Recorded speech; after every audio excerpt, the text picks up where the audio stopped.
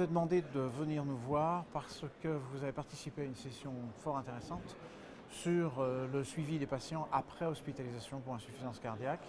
Et on peut peut-être en tirer quelques idées majeures, quelques lignes de force. Oui. Alors, en fait, cette session-là est importante parce que dans l'insuffisance cardiaque, s'il y a bien une période vulnérable, hein, c'est celle qui correspond à la transition hôpital-ville après une décompensation. D'une part, ça représente un gros volume de patients, hein, c'est à peu près 200 000 patients par an. Et deux, on sait que durant les semaines qui suivent une hospitalisation, c'est souvent là où beaucoup de choses se passent. Le nombre de hospitalisations est important, et probablement c'est vraiment là où le maximum de choses doivent être mises en place pour essayer de stabiliser ces patients. Et donc les données les plus récentes portent sans doute sur les moyens modernes que l'on a. On n'est plus au suivi classique face-face hospitalier ou consultation. Alors on n'est plus à ce suivi-là pour des tas de raisons, ne serait-ce que pour des raisons de ressources humaines, tout ça est un peu compliqué. Donc il y a effectivement de nouveaux outils qui ont été proposés. Il y en a un qui est assez simple à mettre en œuvre puisqu'il est institutionnel et proposé par la Caisse d'assurance maladie. C'est les fameux programmes d'aide au retour à domicile, PRADO, qui ont été mis en place pour plusieurs maladies, la grossesse, etc. Et pour l'insuffisance cardiaque. Et maintenant c'est mis en place à peu près dans toutes les villes et qui sont vraiment une aide puisque ça comporte essentiellement une infirmière qui va aller à la maison des patients pendant plusieurs semaines et un technicien de la Caisse d'assurance maladie qui gère la prise des rendez-vous avec les médecins généralistes, etc. pour revoir le patient.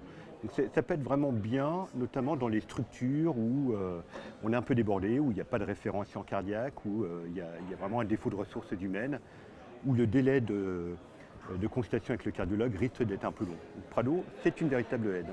Et donc ça permet aux patients de ne pas être lâchés dans la nature comme ça brutalement. Ouais. Est-ce qu'il y a des différences de comportement entre par exemple les zones rurales très isolées ou au contraire la ville où c'est très difficile pour certaines personnes âgées de se déplacer? Intuitivement, il y a quand même des chiffres pour dire que c'est probablement plus difficile en milieu rural ou en tout cas pour des raisons aussi géographiques de revenir, de faire un long déplacement pour la consultation. C'est évidemment plus compliqué qu'à Paris.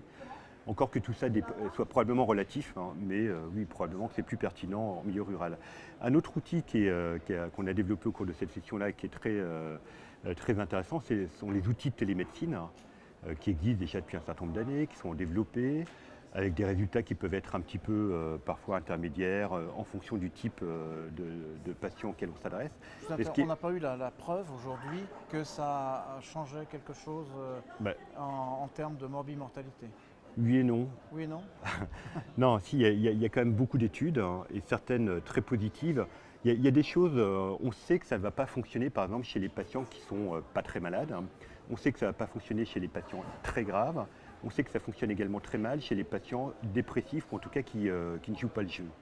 Chez tous les autres, les patients on va dire un peu intermédiaires, pas dépressifs, qui veulent bien participer, il y a des bénéfices qui ont été clairement démontrés. D'accord. Notamment en méta-analyse, parce qu'il y a des études effectivement un peu contrastées, mais en méta-analyse, ça sort assez bien. Et ce qui est important, c'est que maintenant, c'est pris en compte.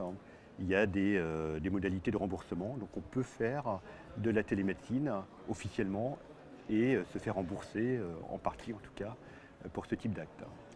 Il y a beaucoup de médecins qui, pour s'aider, parce que c'est des situations souvent difficiles, compte sur les peptides natriurétiques. Est-ce qu'il y a du nouveau de ce côté-là? Est-ce que ça apporte quelque chose dans ce contexte particulier? Bon, en tout cas, ils ont raison. C'est une bonne idée. Moi-même, personnellement. Non, les peptides natriurétiques sont un marqueur de l'insuffisance cardiaque, bien sûr, et surtout un marqueur qui évolue avec l'insuffisance cardiaque.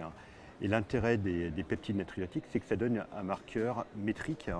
On peut le quantifier, ça donne une valeur quantitative, donc on peut suivre au fil du temps. Donc ça c'est très important et c'est évidemment quelque part c'est plus fiable qu'un seul marqueur clinique.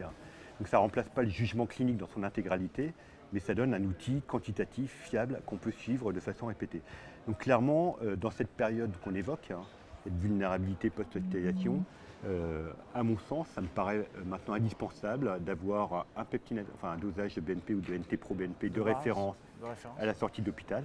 Ouais. Et probablement les valeurs seuil, on va dire, de sécurité, c'est 300 pour le BNP, 1500 pour le NT Pro BNP à la sortie de l'hôpital. Et d'avoir sûrement un deuxième dosage fait dans le mois qui suit, ou dans, peu importe, 2 semaines, 3 semaines, un mois qui suit, pour voir dans quel sens va le patient au décours de cette hospitalisation. Soit il continue sa période d'atterrissage, de stabilisation, soit non. Donc ça me paraît absolument très, très pertinent. Et donc, pas forcément chez les patients, au contraire, même qui sont cliniquement décompensés, c'est vraiment chez ceux qui ont l'air d'aller toujours bien. Oui, clairement, quand cliniquement ça va mal, c'est pas forcément Ouais. indispensable. Donc c'est plutôt des patients qui sont, dont on a du mal à se faire une idée précise, ou pour lesquels on peut faussement se rassurer. Je pense que faire un deuxième BNP, NT Pro BNP reste aussi, d'un point de vue médico-économique, tout à fait pertinent. D'accord. Eh bien, je vous remercie C'est un pour ces plaisir. précisions.